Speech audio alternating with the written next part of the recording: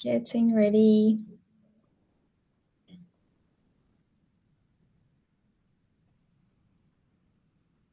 We're live. Yeah. Hello, everyone. Hello, draftees. We are very happy. We are very excited to hold another session of office hours today. And I feel very excited because we have a very special guest today, again from our team, Amit, with us today. Welcome, Amit. Thank you, Ramesa. Very happy to be here. And thank you so much for your kind words. Let me just give a brief introduction about myself. So I am a senior success engineer plus a senior expert here at Draftbit. And I hope that this session is going to be valuable for our viewers today. I think it will. I have no doubt. So, I think it's been a while since you have been attending office hours, right? Yeah, I've been a lurker for a long while right now, but my last appearance has been a while, I think a year or so. Oh, that's long. Yeah, it is. But for our users, um, I was asking Amit for joining office hours. I mean, I was inviting him because he is kind of a master in backend solutions in Draftbit in general. And so you may have questions about backend services. So I always wanted to invite him to office hours, but he was a little bit, of course, busy. And recently they welcomed a new member in his family. So congratulations on it, Amit. Thank you so much, Ramesh, and thank you for the kind words again. Uh, those are really high praises. I hope I live up to the expectations. I don't call myself a master, but I'll try to the best of my ability to help everyone out. Thank you. Okay, so today's topic is generally, as we already mentioned, about resetting password in Draftbit. Mhm.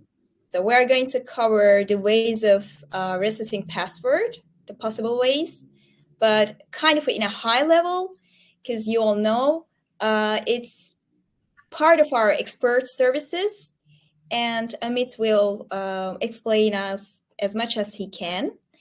And meanwhile, please ask your questions from chat anytime and any of your questions. And after that, we're going to cover some of the community questions that you have posted in community recently.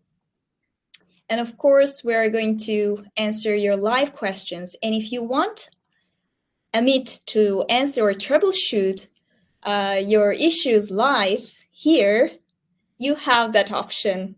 So don't miss that chance, okay? All Yeah, right. let's hope I'm able to do that. Hello, Gavin. Welcome. This is Gavin's first office hours, I guess.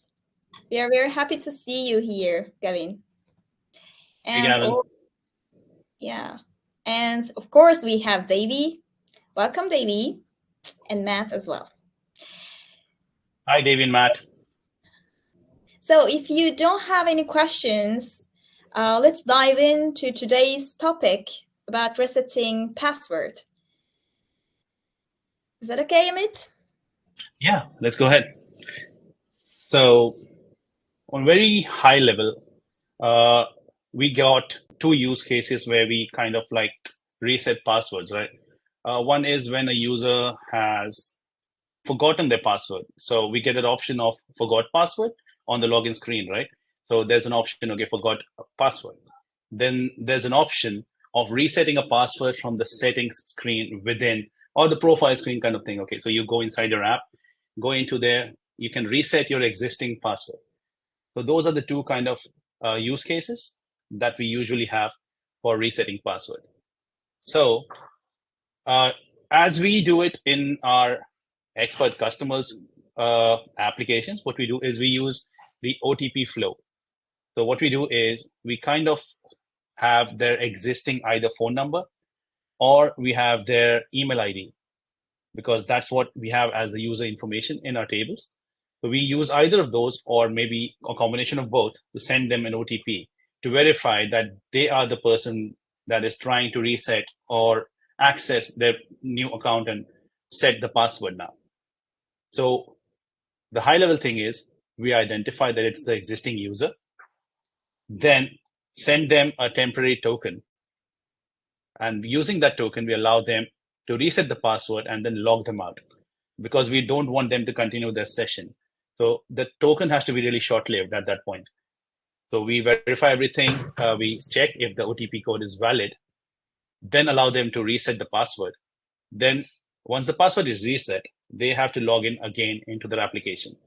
So that is kind of the best practice kind of thing, because if you have seen in all the normal applications that we have, even the banking applications, all the other applications, if you reset your password, you are logged out. You have to re-enter your password, log in again. So that achieves two things. You remember the password that you've set, and identity verification is also kind of done at that point. So, So this is the kind of flow that we are going to follow for us. Let's do a small demo for this.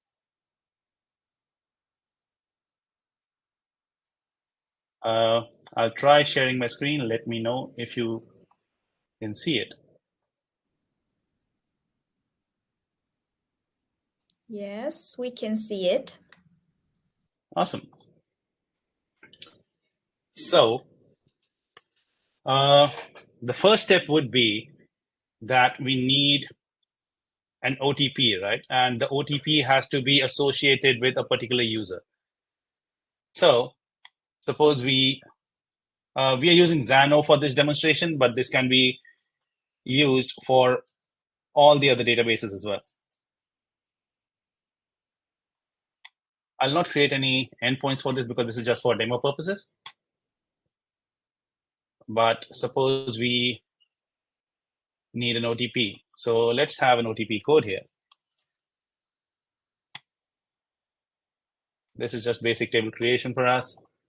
And we'll do it with a user. And sometimes what we need is we would need also an expiration time for an OTP, right? Because an OTP cannot be valid forever. It has to have an expiration time. So usually what we do is we just use a timestamp for this. So expires at maybe, suppose.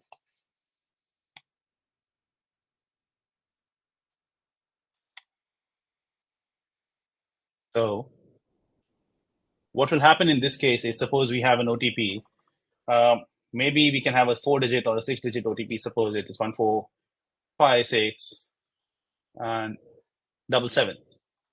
And it is associated with the user Maruf, and it expires 10 minutes from now. So what's going to happen in this case is we'll need to send this OTP via either SMS or email to this particular user, and then use another endpoint to check whether this particular OTP that we have sent to the user and the one that the user enters from the front end, they both match together. That's when we would be like, okay, yeah, this is the same user. We got the same OTP. Everything is matching and it's not expired. So we'll also have to check whether the OTP is expired or not. So once we check everything, at that point, we can issue a short-term token to them. So basically, that is going to be the flow. Let's try to see if we can come up with a couple of endpoints for this. I'll just name it office hours for now. This is in commemoration for office hours. Let's create an OTP for a new, start from scratch. Suppose it's forgot password. Pardon my bad spellings, guys.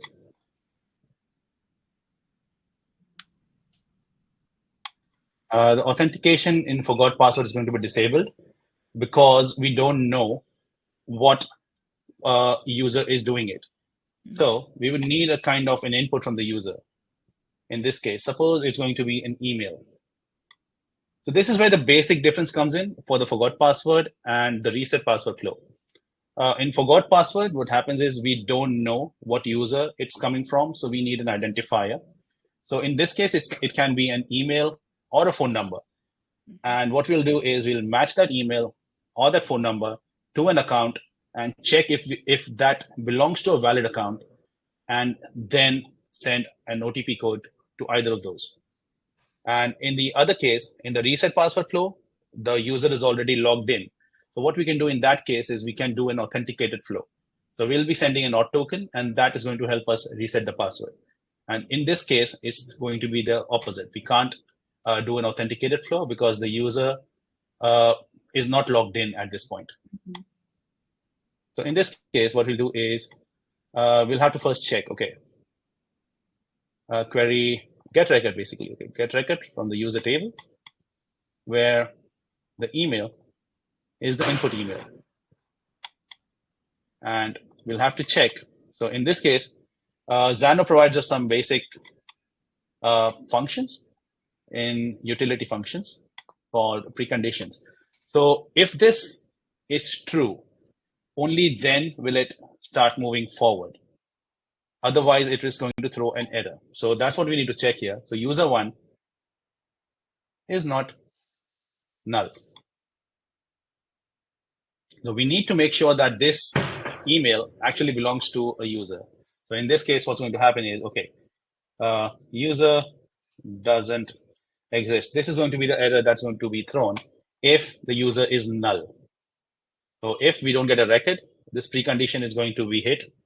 And because user one is null, that error is going to be thrown. And in this case, the next thing that we'll do is we need to create an OTP, right? So we created that table. Let me open that side by side, right? So let's open this up in the new window. We got a table. So the thing that we need is an OTP code, user ID, and an expires at time. So we need to do a record. We need to enter a record, but before that, we need to generate an OTP code. Xano does provide a thing where we can do some stuff here. So OTP code basically is just going to be a random number for us, right? So suppose if we want a 4-digit code, we'll need to do it from 1000 to 9999. And in this case, we used a 6-digit code. So let's just go ahead and do this.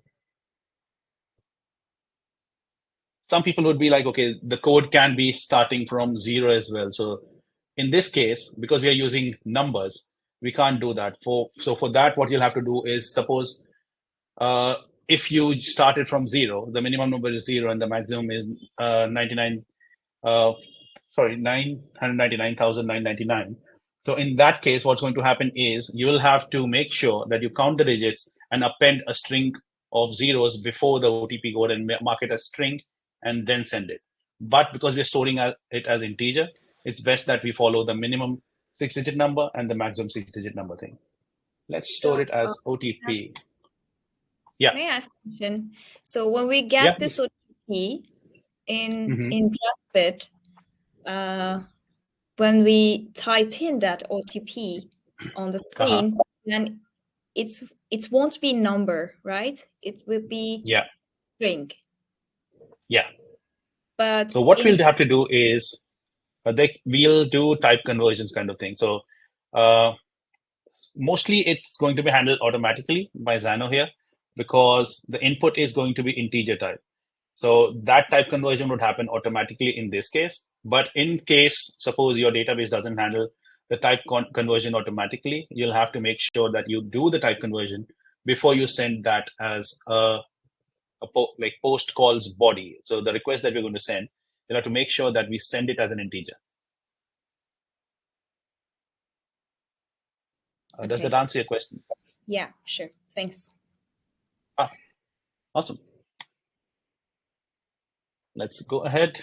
And the next thing that we need to do is we'll need to now store this, right? So right after this step, we'll just use this, the OTP thing. And these are the basic things. So ID would be generated automatically, created at is going to be always now.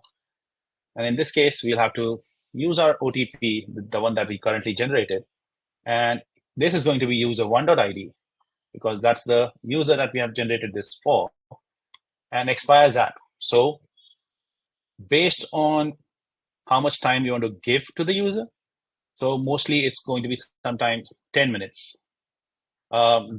That's based on the apps that I've been using recently.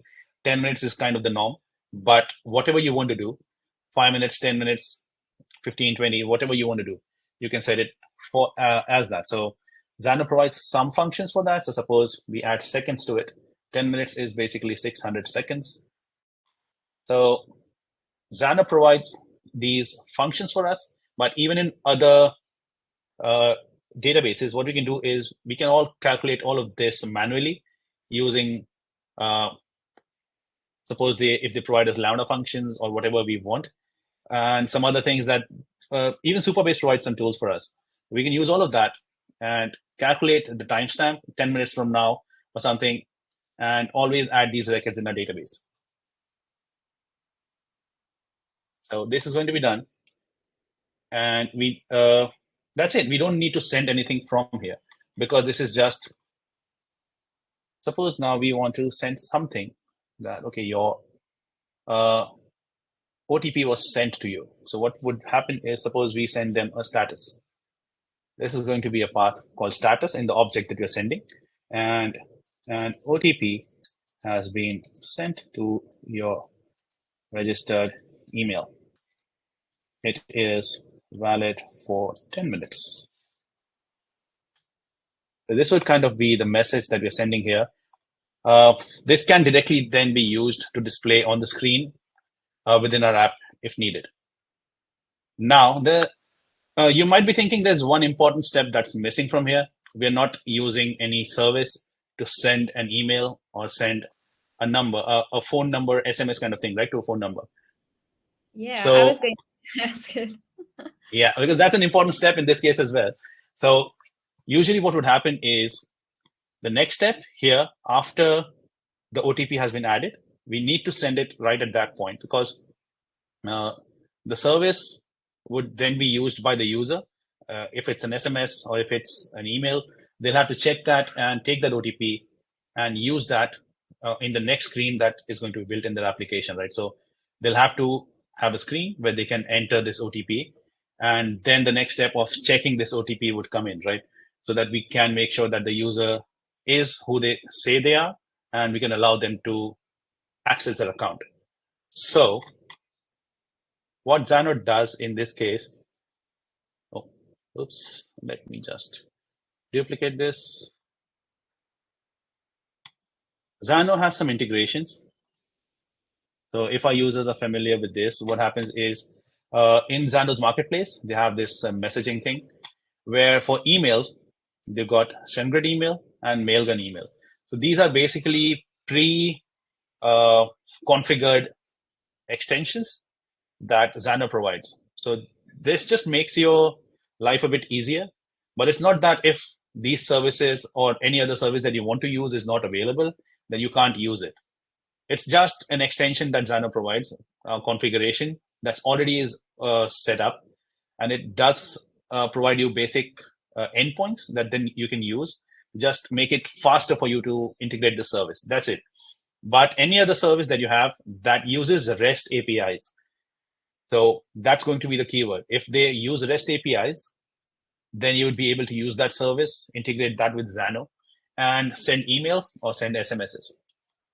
So in this case, suppose for email, we use SendGrid. And similarly, you might have seen, first let's get this. Let's install this. So what this is going to do is it's going to install some basic tables or basic endpoints if required within our workspace. So now let's go back. Similarly, there was a Twilio SMS extension as well. So you can use this to send SMSs, and there are other service providers as well. So if any of those provide REST API based services, you would then be able to use them as well.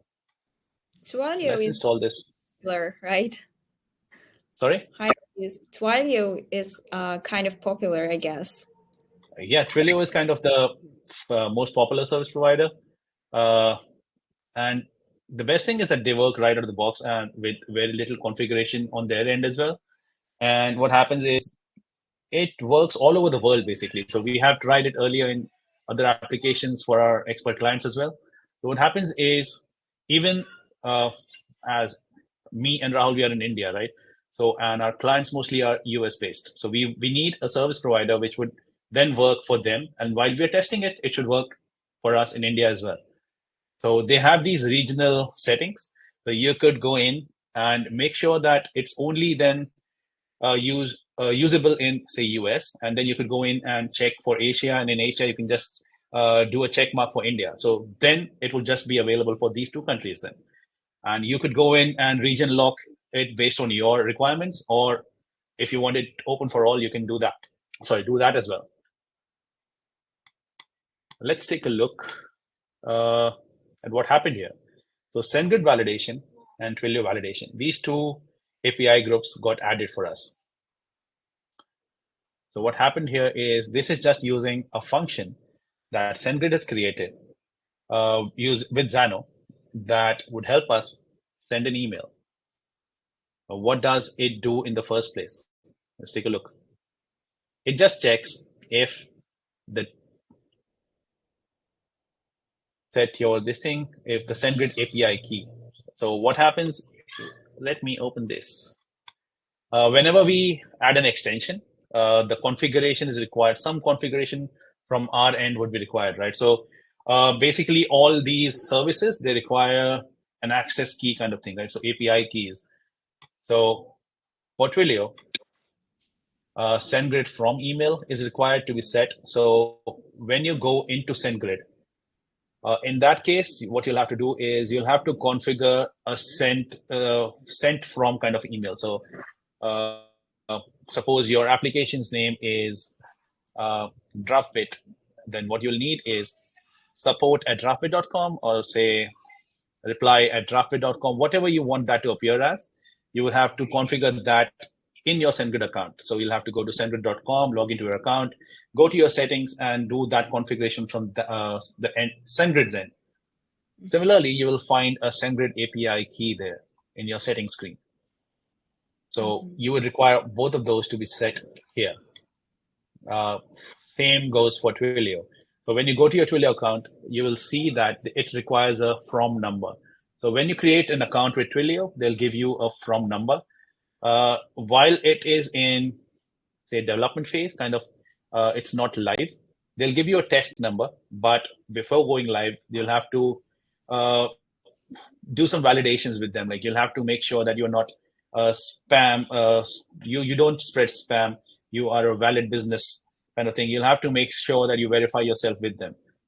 Similarly, the SID and the auth token. So all of these are required as basic configurations. So you'll get all of these in either your Twilio account settings or your SendGrid account settings. So once you fill in all of this, these are some basic checks that Xano would do in this function. It's just going to check if the API key is present or not, if a from email is present or not. These are our global variables, right? And then it's going to attempt to send an email. This is basically just an external API call from Xano. So what we're doing is we're using the REST API service provided by SendGrid. Let me open this up so that it is visible. So api.sendgrid.com v3 mail send. So basically this. So even if you're using any other database, suppose you're using Supabase or you're using Firebase, Firebase I think provides another service as well from their end. But if you want to integrate SendGrid over there, you can still do it. So you'll just have to make an API call, a post API call, have some basic settings. So this is just going to be a subject, a from. This is basically just the from email that we have. Then the content. Once everything is done, what happens is everything that we entered here, the to email, the subject, the body, would be filled in here, and that's it. So suppose we have an OTP thing. So if we just pass an OTP we would need to concatenate a string, right? So your OTP code is plus a string concatenation of the OTP that we just generated for them, and we can attach that to this. So that would become the body of your email. And it's going to be as simple as that, a plug and play kind of thing. That's what it becomes with Xano. It would require some extra configuration for other service providers, other database providers, but that's it. And same goes for the Twilio thing. It kind of does the same thing. It just checks for all the global variables if they are present or not. Then it makes an external API call. So what it checks for is a to number and a body. The body is going to be kind of the same thing. We concatenate a string. Your OTP code is, or your OTP code from so-and-so app is, we concatenate our OTP and just pass it to this function. And that's it. We need a to number. Suppose our user account table has a phone number field. We'll just use that, pass it to this function. So user_1, that was our object right here. So in this flow, our user table, what we get back is everything. So if we had a phone number, this would have another field called phone number. So we'll use that function then, just pass in user_1.phone number, and that would go into this to number. And it will, what it does here is it just checks for if there are some special characters, it will remove that and then just send the basic number to Twilio to send the SMS from. And the body gets replaced from with the body, and it uses the global variable Twilio from number and just uses some basic configurations, the API key kind of thing that we need an authorization. And that's it. It makes an API call. If everything is fine, it's just a plug and play service again. And similarly, we can use this in any other database provider as well. So that's it. So now, if we want this to be added, what we'll do here in case of Xano is we'll go here, take a look at our custom functions created by you or the marketplace.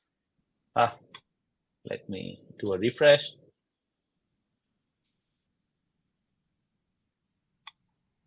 Let's see, it should show up now. Custom function, yes. So suppose if you're doing a SendGrid basic send, and SendGrid basic send basically would just be a text-based thing. It's not going to be, what do you call it, a template-based thing. The dynamic send, that would have a template ID. So SendGrid does provide you an option of having some templates. So you can define templates in SendGrid, use some variables, just pass the template ID and the variables from here. They'll get replaced in a template before sending the email. So then your email would look stylistic. So it will be styled properly, would have some margins, paddings, and everything. Other than that, if you use the basic send, what's going to happen is it's just going to use a basic text-based email setting. Okay. And again, Twilio send SMS. That's it.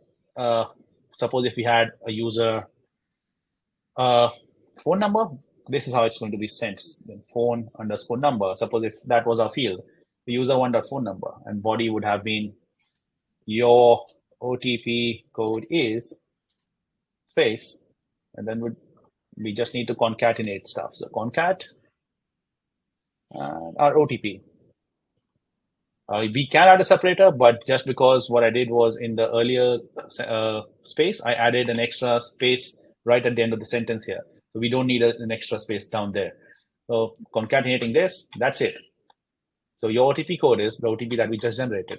So it's going to be sent. The same configuration from here. Suppose it's going to be user_1.email. Subject could be OTP code from Draftbit. Just an example. Similarly, this is how it's going to be on concat OTP. That's it. Yes. So it should be email, right? Sorry. You concat. I cannot hear you. OTP. You concat the OTP, not email. Oh, we don't need that email, right?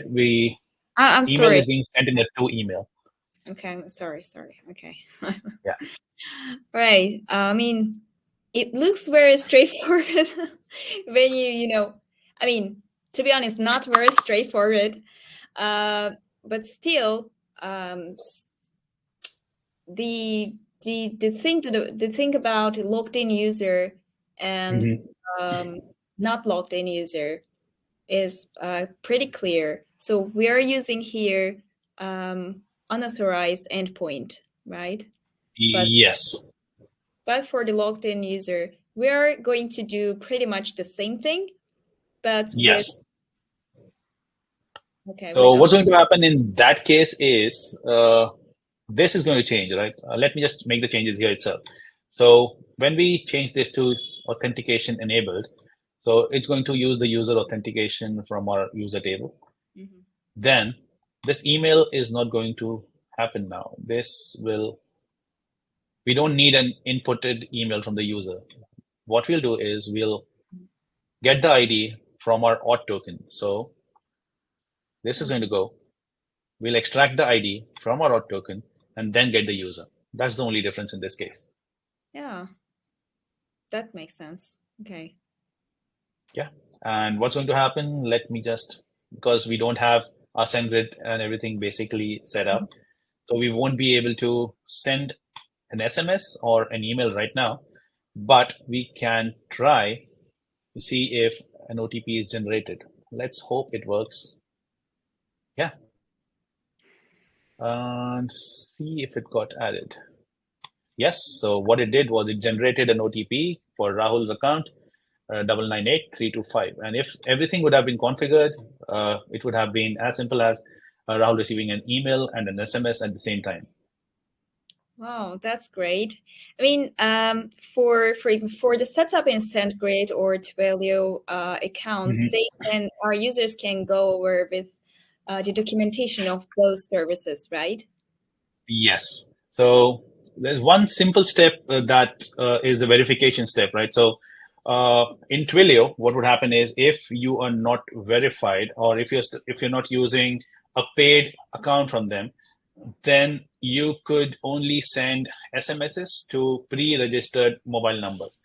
So that's a pain. So you won't basically be able to send SMSs to everyone. So unless and until you have pre-verified mobile numbers in there, okay, so these are the numbers that need to be available to be sent SMSs to. So you'll have to have a list over there. So unless and until you go on a paid account, do the entire verification step from them, you won't be able to send SMS to everyone. Same goes for SendGrid. What's going to happen in SendGrid is they don't lock you in, but if you don't complete the verification process, your email, the sent from email, the setting that we had in the global variable, what would happen is the SendGrid from email, this one. It will show up as sent using SendGrid.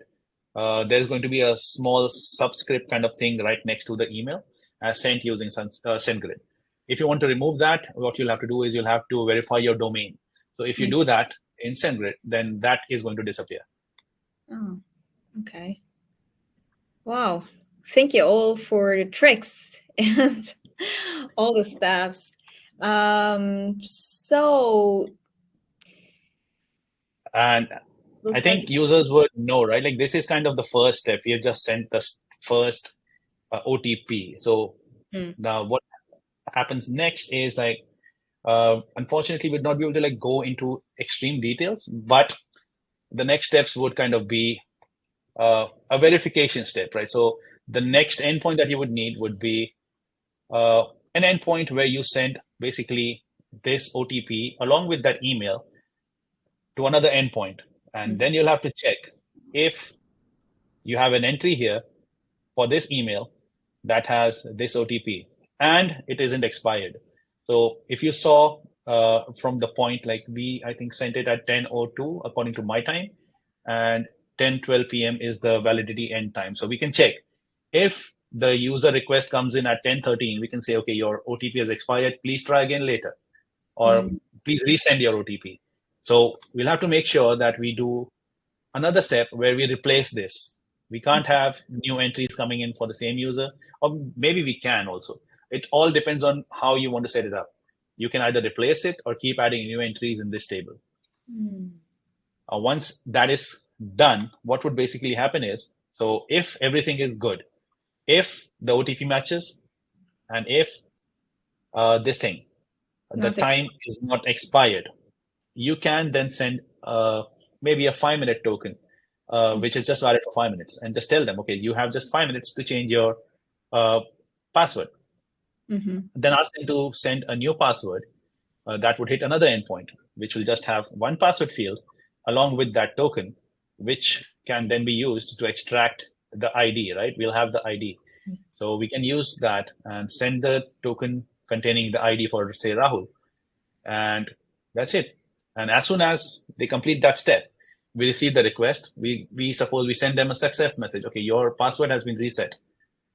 As soon as we receive that success message, we can then log them out, delete the token, and log them out of the app. Then they will have to re-log in using the new password. Okay, so this is an endpoint for sending the emails or sending the OTP, and we need another endpoint for verification as well. Yes, so the verify OTP kind of, okay, suppose it's called verify_OTP. So that would have the email along with the OTP. So we'll need two things over there. And we'll have to configure it with preconditions or if-else statements, how, like whatever users are comfortable with. I basically use preconditions. People can use if-else with return statements as well. Everything works. And we can basically throw errors as well from here.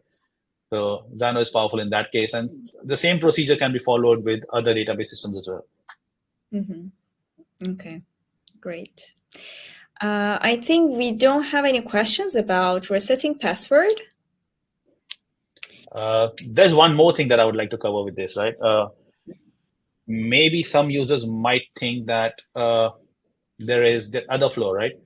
Using resetting links or magic password, it's like magic links, right? Magic links. Unfortunately, what happens is the deep linking systems that we have, they follow a particular schema, right? So suppose when we are within our application in Draftbit, we see, okay, Draftbit : // So what happens in that case is, let me show it, right? Suppose we come here and we enable deep linking. So this is what happens. So Draftbit, I'm not sure if it's visible. Let me zoom in for people. Yeah, so this is kind of the schema that happens. So this is basically the link to blank screen that we have here. So usually websites and everything have an HTTPS link, and that works right out of the box. But in this case, what would happen is this is kind of just a deep linking schema for our application. It only works in mobiles. So what happens when we use Magic Link with this kind of a schema? Sometimes some service providers won't recognize this as a link. Like Xano might not recognize as a link, or maybe if you're using some other service, they might say, okay, this is not a valid HTTPS link kind of thing. And other cases, suppose you somehow manage to do it. Okay, you send this, you append everything to this link, whatever information is required. You send that link using Xano, and then you try to send. The user clicks on it, they log in, and you now want to send a token as a parameter to your login screen or whatever screen you have set up to listen to it. So what would happen now is they won't, what do you call it? They won't recognize this as a valid link because this is not an HTTPS-based link. And also, most email service providers don't recognize this as a valid link. So if you send this as email, okay, click on this to log into your application. Unfortunately, it won't show up as a clickable link. It will just show up as, okay, something. And then it's kind of a bad user experience in that sense. So if you guys want to kind of do that, if you have a redirect service that you can configure, then by all means, you can use Xano's Magic Link provider as well. And try to use that along with this information and maybe set it up so that it works. And if that works, be sure to share that with us as well, because we always like to learn new things, and we would like to enrich ourselves with this information as well. Yeah, that would be great. Yeah, knowing that was very helpful, I guess. Thank you, Emmett. It's yeah, it was great. I mean, knowing all those steps about resetting password, because our users are highly interested in resetting password options in Draftbit. So I think they will find it very helpful on their side. Thank you so It is much. it is kind of one of those flows, right, which is a very core requirement of the application as well, always. So getting this right is very helpful in securing the application. So I hope everyone kind of likes this and maybe somehow uses this information, makes it better, and uses it in their applications. Yeah, I hope so. And please feel free to ask any of your questions about it in community as well, if you have any further questions after this session. And we have a question, by the way, not about resetting password, but Mm-hmm. another thing coming from Davey. Okay. So Davey asks, how can I set up a tag system in Mm-hmm. Draftbit? For instance, if I have a text input and want customers to input tags, creating an array of strings or objects. Let's Okay. say I ask customers about their favorite sports. I'd Mm-hmm. like them to fill the input box with words like basketball, uh, comma, football, comma, boxing. Okay. Each time they type a keyword and add a comma or press enter, it turns into a tag.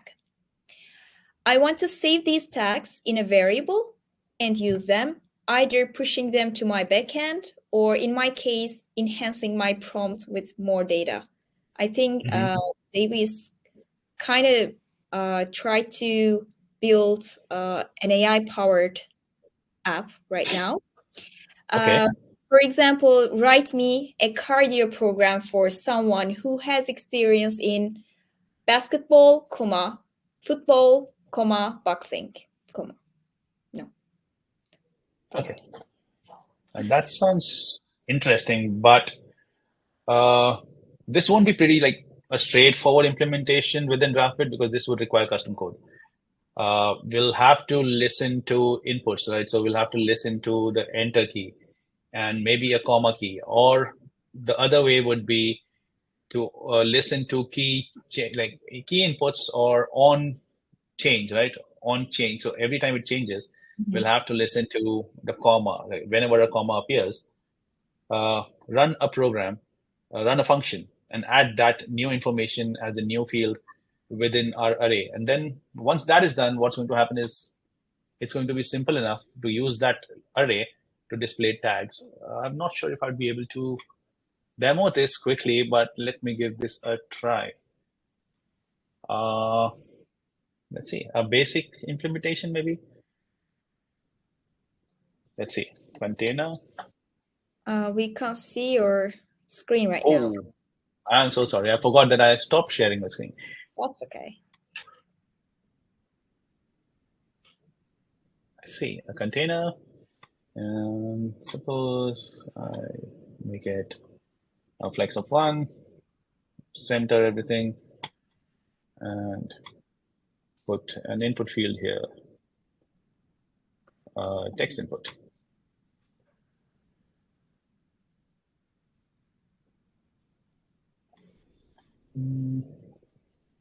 Oh, this did not go center. Now it should. Okay, and in this container, I think if we want another value, say we need a text to display, oh no, we would need a list. Suppose we have a list, and in this list, we have some views.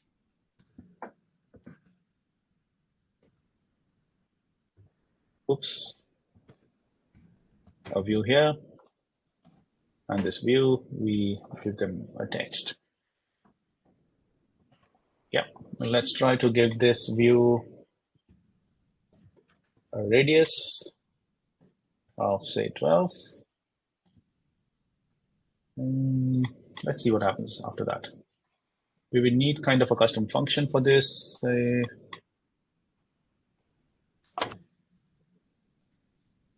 split text input.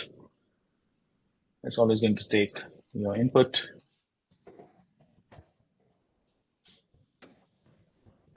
Suppose return input dot split, and we are going to split it at the comma.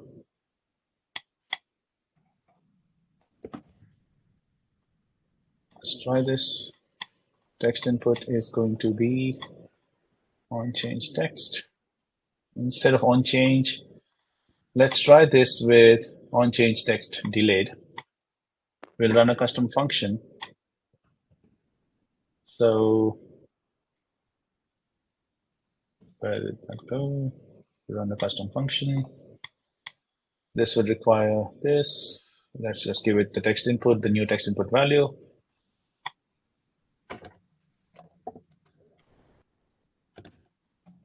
I should not have closed this. We'll need a custom. We need a variable. First of all, a screen variable that would be our array, right? So yeah, let's have tags. It's going to be a string array. So start empty. Let's save this. Let's give this the data for tags. And this will say tag list item.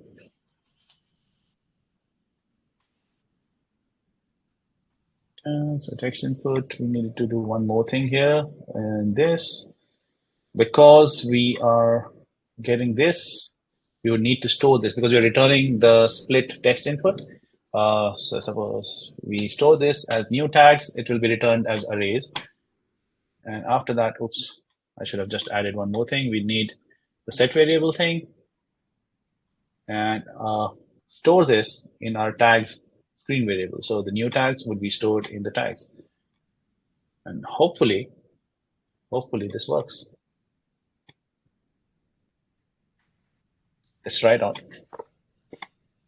Say suppose I enter basket var put Wow. and say cricket. Oh, that's great. And we might be able to style this as well. Let's give that a margin of 10. So each of these has a margin of 10. Let's give it a background color, say secondary, and try it out again. So basketball, football. It's cricket. not right now. Oops. Yeah, it just shifted the focus. Yeah, great. There it is. So you might be able to style it according to your needs, and then you already have an array that you can then use to send it to the backend. And you can style it to show horizontally, vertically, and give it more padding, margin. So suppose we give it a padding of 5 overall. So then it's going to look a bit better. Yeah, well, that was pretty straightforward, to be honest. Yeah. Oh, great. Thank you. Yeah, I'm just happy that it worked in the first try, but I was not sure if it was going to. That was great. So we have other questions. Yeah. I believe Gavin had one question, but David already answered him. So I'm going to move on to Gavin's second question then. If you have time, could you please demo how I can pass data from a picker to a Boolean in the Xano table? Okay, so if you have time, we can pass data from a picker to a Boolean in the Xano table. I think he just wants to post it to Xano. That's it, right? Yeah. So it's Xano, but basically so now there are Draftbit. a couple of questions from my end. So the picker from Xano do you want that to happen on change of the picker, or do you want that to happen after we click a button, after we made a selection in the picker? I think after making a selection from picker. Right at that point? Yes, he was asking for that, but you can, demonstrate or just talk about with the button option as well, I guess. Yeah, selecting the picker. Right on selecting the picker. So let's see. Yeah, he's selecting the picker, then there's a submit button. Okay. It will all depend on how you have configured your picker, right? So let me hide all of this. In the container, let's have a picker. Suppose we have a picker.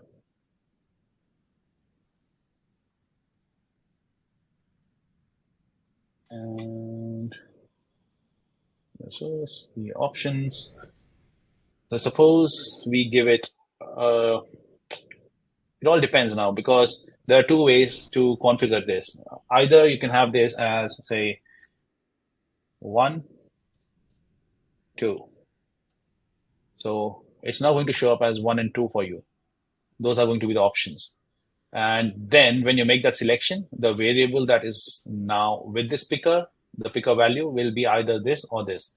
But if you configure this in a different way, we duplicate this. So now this becomes picker 2. Let's hope it created another screen variable for us. It's just 1. So let's give this another screen variable. So picker, the data source is picker value. Let's change this to a new screen variable, picker value 2. That works. So now this can be another configuration that can use the same picker. Basically, a label and value thing.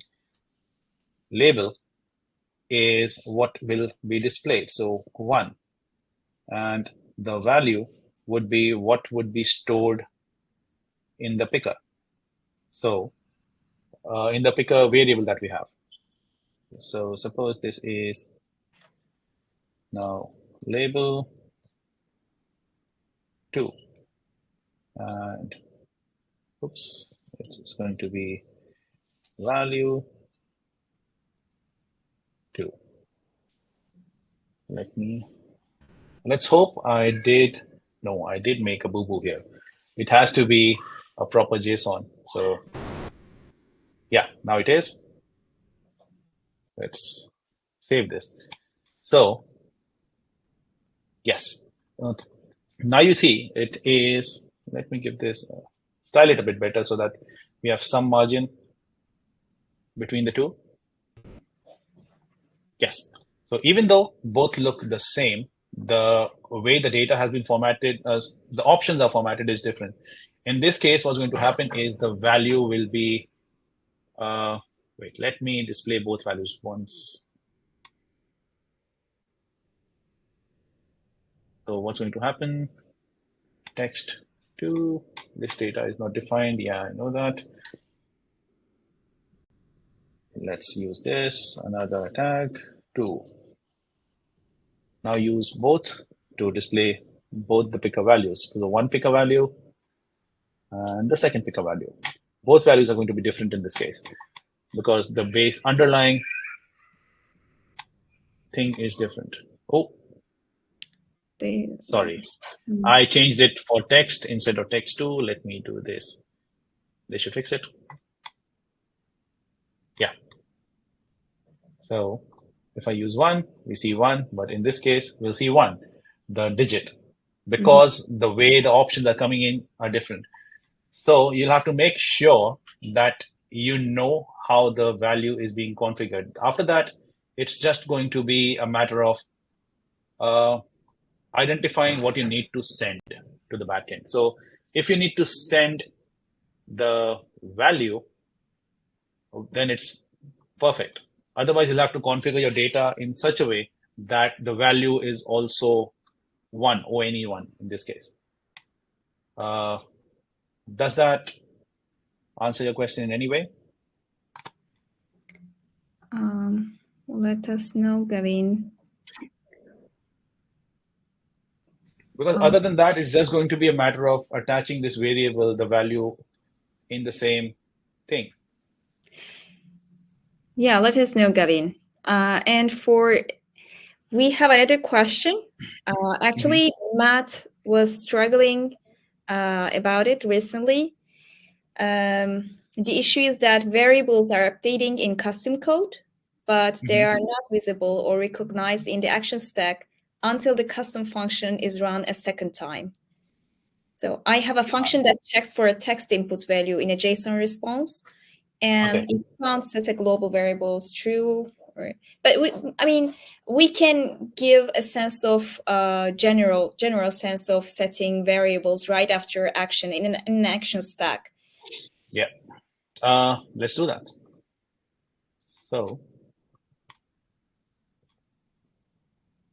let's hide all of this. Let's have a button where we would like to run a custom function, right? Yeah, he's running a custom function and making a. Let's do it. Actually, in his screen, he was also making an API call as well, and using that API call response in a custom function. And then, according to the result of that function, he's setting some variable to true or false, but it only updates to this variable in the second time if he tries. Okay, let me see if I have something that I can use. Let's see if I can use this. The user ID. And do I have a user by this?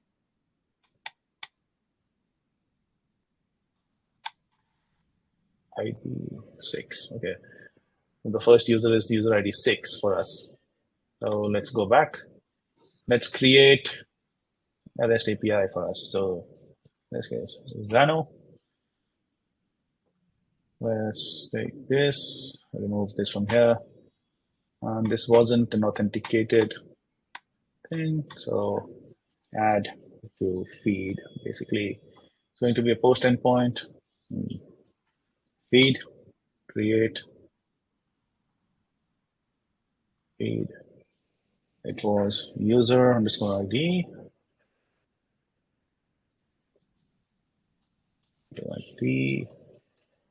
Then I forgot. It's content and link. Say content, and link.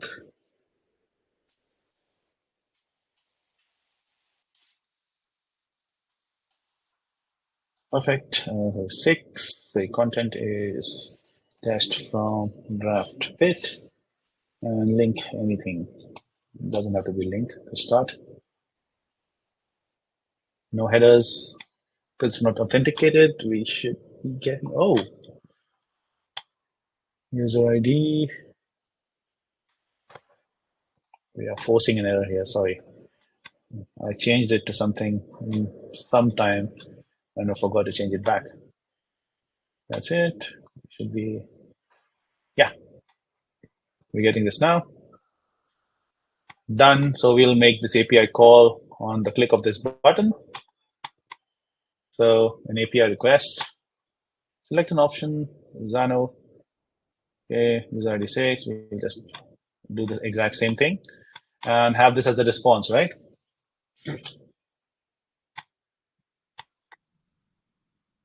Yes. So what was the next thing that was based on the response?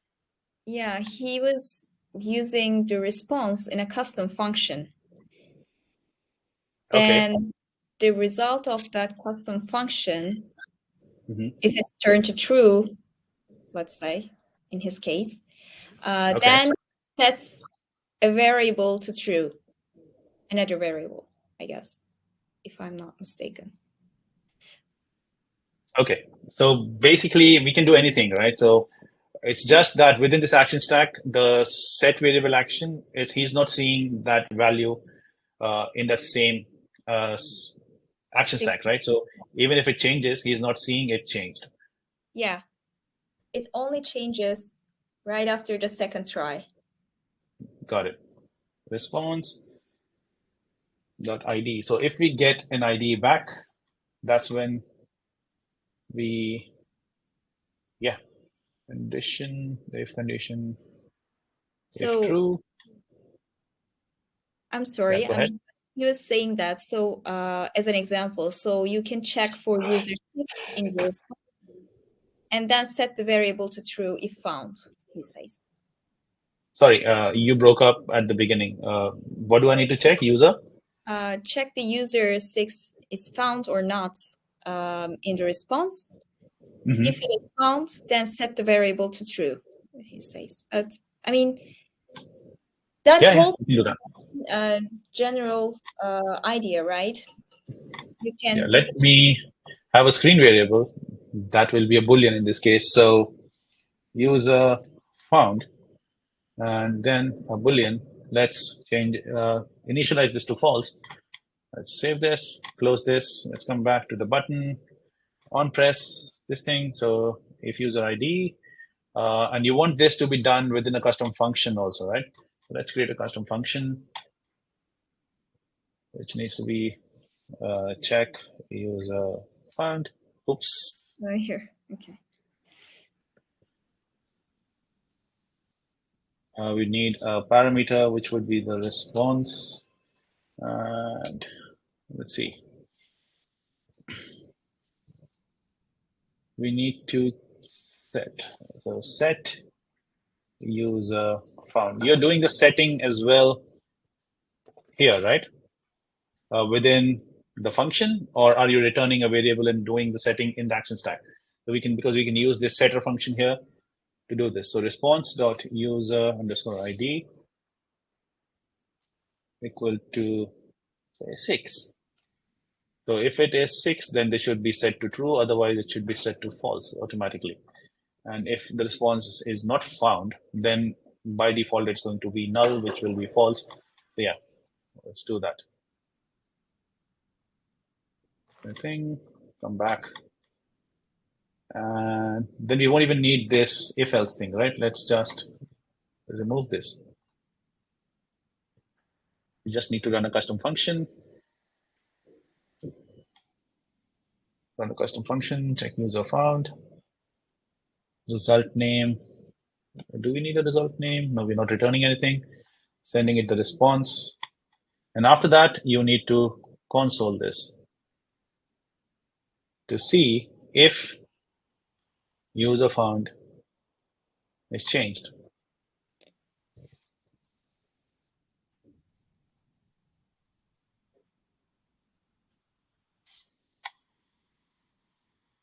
That's it. Let's try this.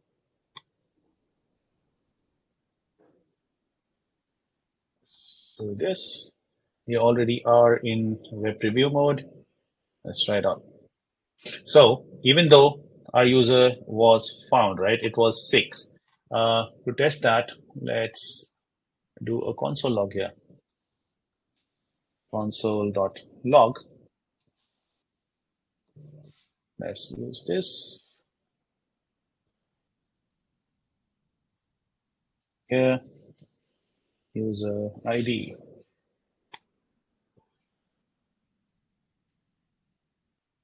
Clear it out. Let's do this. So user ID is 6, and it does set it right within the function, but we still see this as false. So what happens in this case? Let me try and give you guys a brief explanation. So whenever we execute this action stack, all of it happens synchronously. So one after the other, things start getting executed. So we come here, we make this API request, we wait for the response in this case, because this is an await kind of thing. The next thing is dependent on this.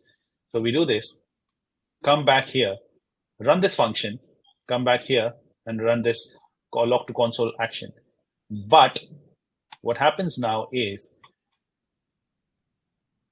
the state variable setting kind of thing, the screen variable that we have, this action is an asynchronous action.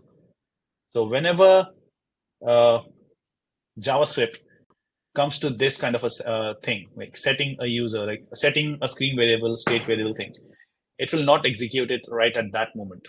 What it does is it takes this out of the execution stack and puts it at the bottom, because this is an asynchronous function. So even though it looks like it's setting it here, it is not. So just because it's an asynchronous function, what it will do is it will now wait for whatever task is being done. So in this case, the task that is being done is executing our action stack. So it will come here, make this API call, get the response. Come here, try to run this function. It will send the response data that we get from the API and send it to this function. And after that, let me open this. Come here. Come to this line, number 1, execute this. So it does find it. Then come here. This is asynchronous. So what it does, okay, let's take this, put it out of the execution stack. And right after the current execution stack, it will take it out and put it at the bottom. So now it's taken it out of context, taken it out of this execution context. And it will now treat everything as one. So now it's going to come here, come to log to console and do this. So it's going to try to print whatever was here. So now what is the value in the user form? Because the set action is not done, it still has that initial value that we set. So it has false in it. And that's what comes here. And once this execution is done of this action stack, it puts everything in that setter or all the asynchronous actions right after this. So after this, it will execute that setter. So then it's going to set the new value for user found. And right after that, if there are any other asynchronous actions that need to be completed, it will do that. And then when you click on it again, it will now be true because that's what the last value is.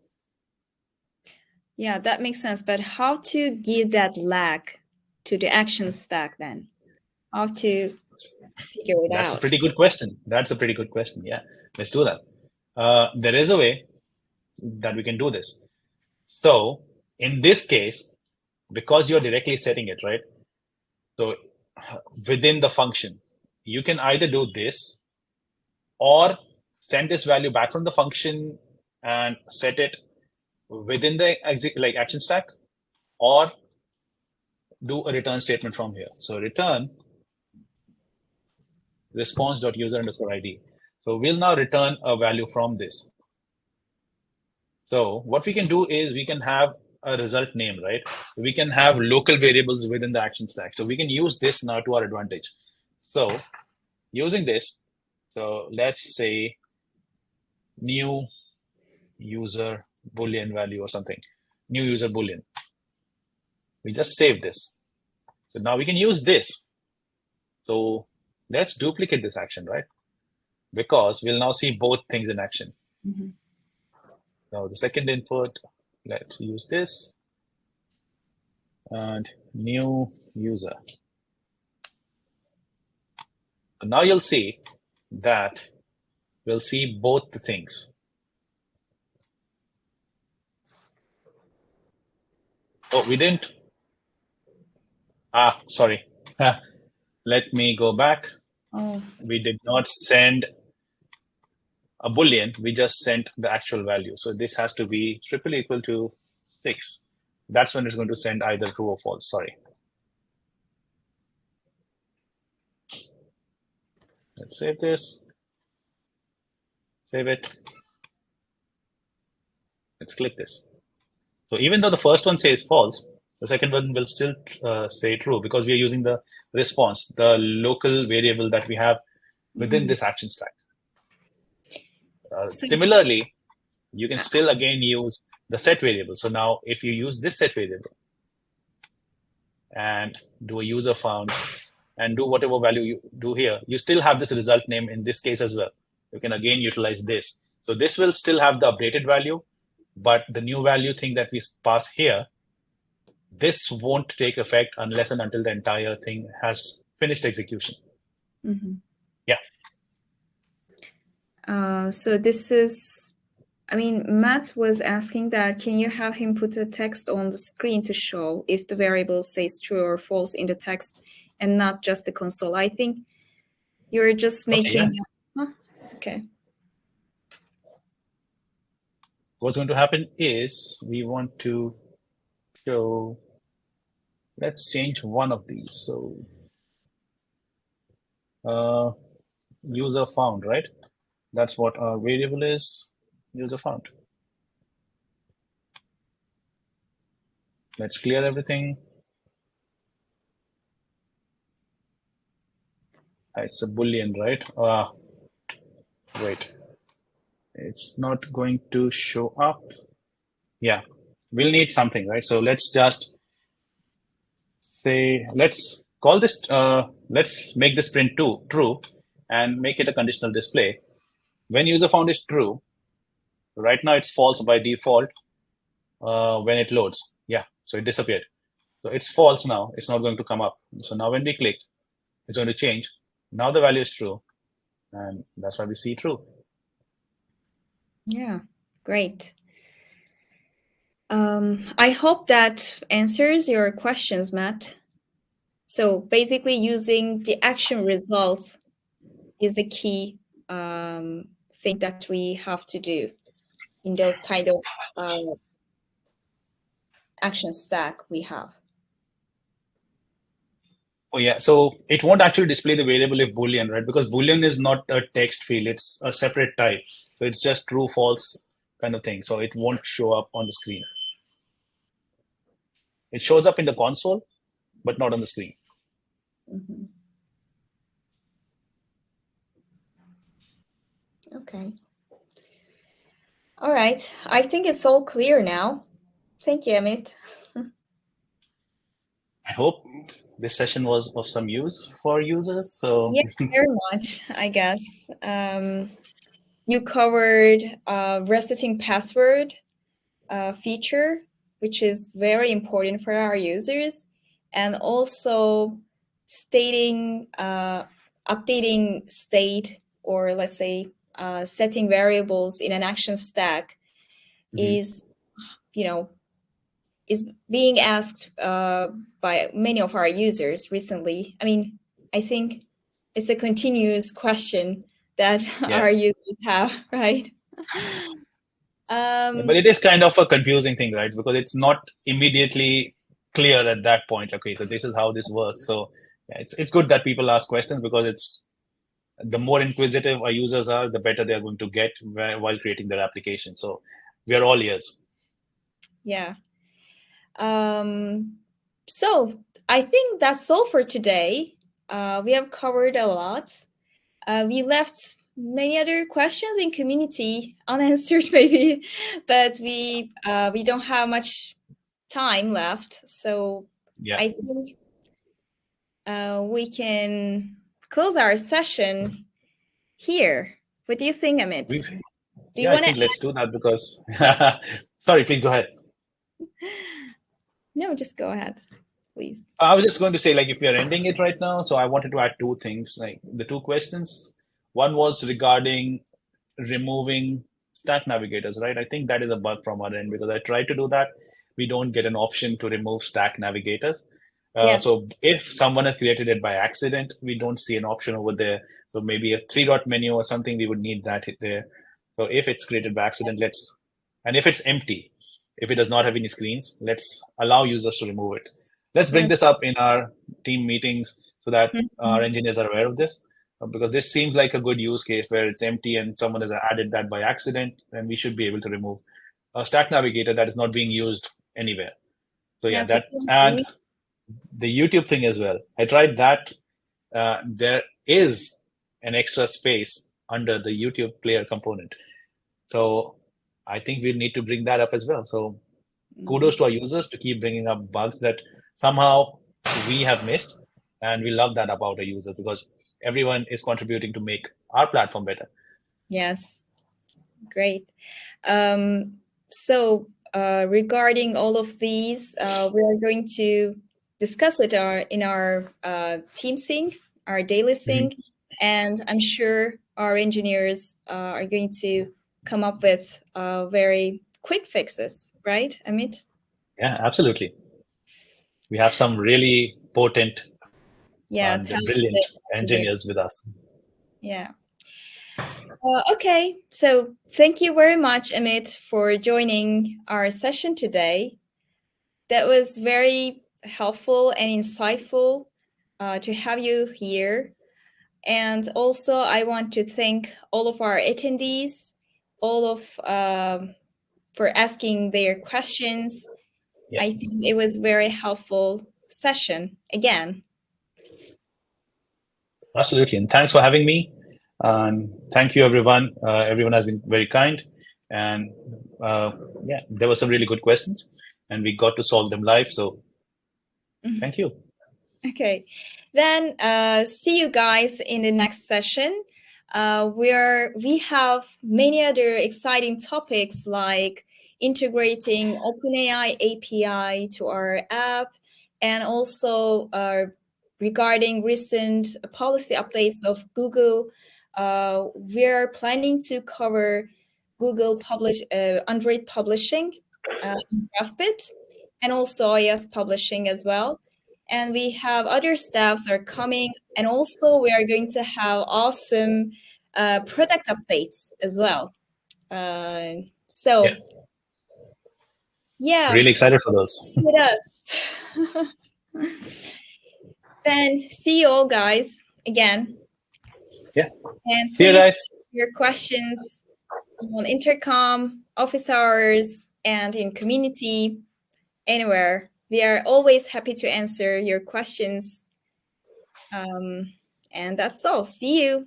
Bye. Cheers. See you guys.